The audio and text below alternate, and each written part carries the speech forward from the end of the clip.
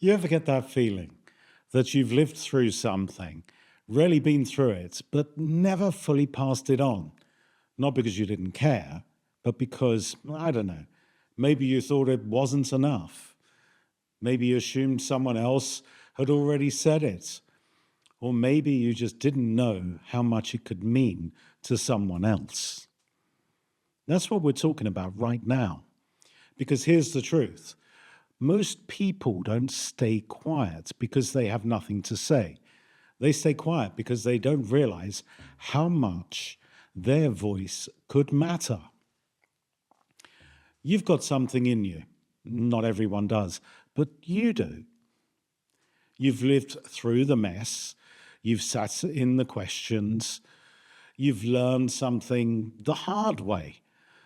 The kind of learning that leaves a scar and a story. And whether you realize it or not, there's someone out there who's living through what you've already figured out. The question is, are you going to share it, or are you going to just bury it?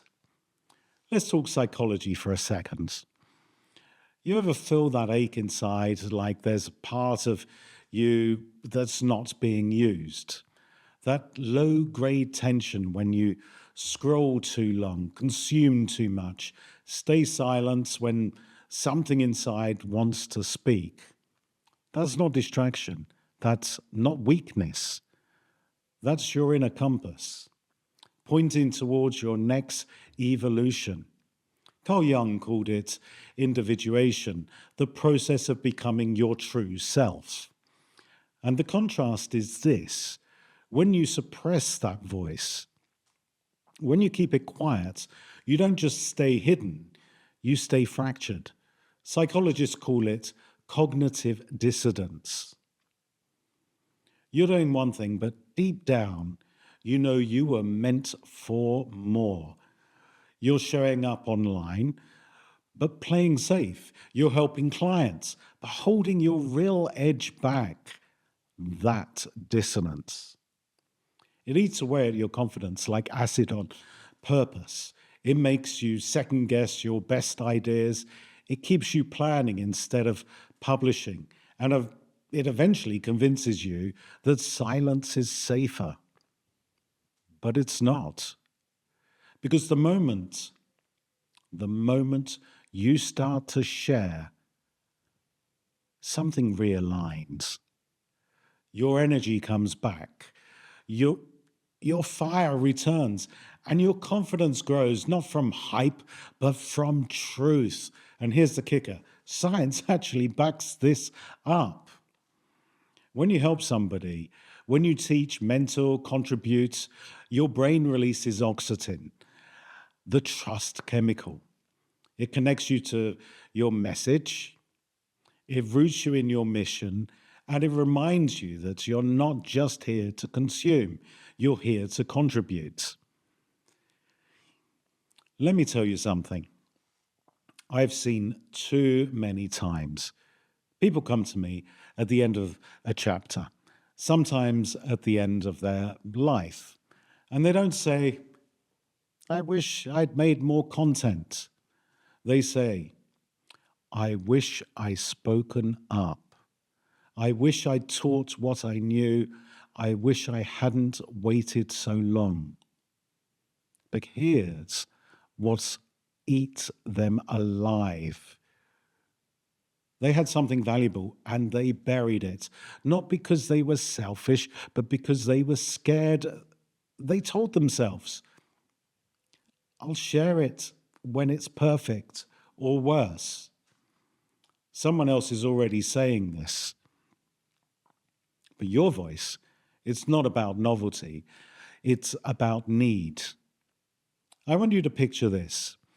You're 85, sitting on your porch, and you realize that one story, the one that could have helped someone, chose a better path, never left your head. That idea you almost launched, that truth you almost shared, that message you almost turned into a method, still trapped in your notes, still sitting in drafts.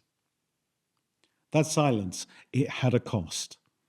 And the people who needed you never got what only you could have given them. Here's a lie we've all believed.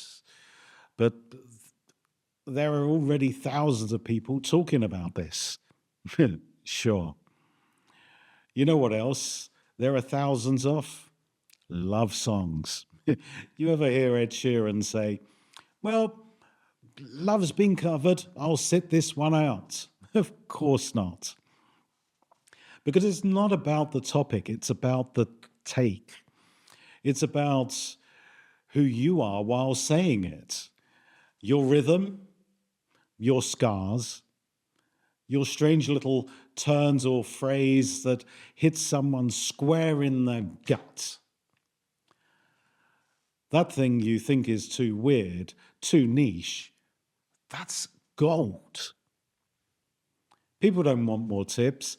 They want truth. They want resonance. They want someone who doesn't need to be the loudest, just the realist. You want confidence? You want purpose? Then stop sitting on your expertise like it's a secret. Stop watching others take the mic while you rehearse in silence. You've read the books, you've lived the lessons, you've got the reps, the scars, the wins. It's time to make the shift from consumer to contributor, from learner to leader. Every mentor you've ever respected, at one point they stood up and said, enough, I'm going to share what I know. And that moment changed everything, because when you teach, you get sharper. When you give, you grow. And when you show up, you evolve. And one day, not too far from now, someone's going to message you and say, that video, it helped me through the week. And in that moment, you'll know you're finally doing what you were born to do. If this message landed with you, say it. Write in the comments, I choose to share. Not next year, not when it's perfect, now. In the next episode, we're going to talk about exactly how to share. With weight, with presence, with positioning, not just to speak, but to speak in a way the market can't ignore. Because wisdom is powerful, but when it's packaged right, it becomes irresistible. So let's go. Let's do this together. Push the subscribe button and leave that comment. Have a lovely day. Speak to you later.